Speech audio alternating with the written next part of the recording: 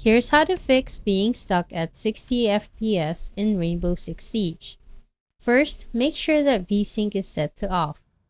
VSync locks your FPS to your monitor's refresh rate, which Windows often defaults to 60 Hz.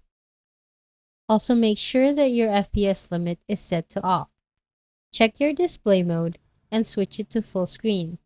Avoid borderless window as the Windows Desktop Manager can force a 60 Hz cap on top of the game. Check your display's refresh rate by clicking on Display Settings, and in the Advanced Display Settings, you'll see your current refresh rate in the display information.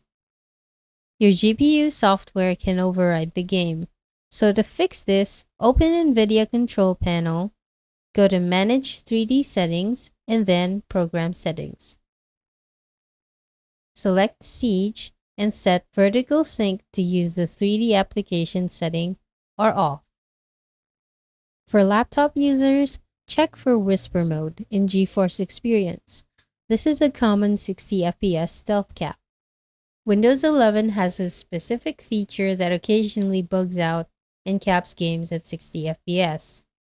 Go to Settings, System, Display, and Graphics, then scroll down and look for Rainbow Six Siege and set it to high performance. Then restart your PC.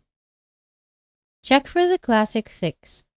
Go to your Siege install folder. Scroll down to the very bottom and right-click Rainbow Six Siege.exe. Go to Properties and Compatibility. Check Disable Full Screen Optimizations. Click Change High DPI Settings and check Override High DPI Scaling Behavior. If the UI is lying to you, force the game code. Navigate to Documents, My Games, then look for Rainbow Six Siege. Then click on the folder with the long string of letters and numbers.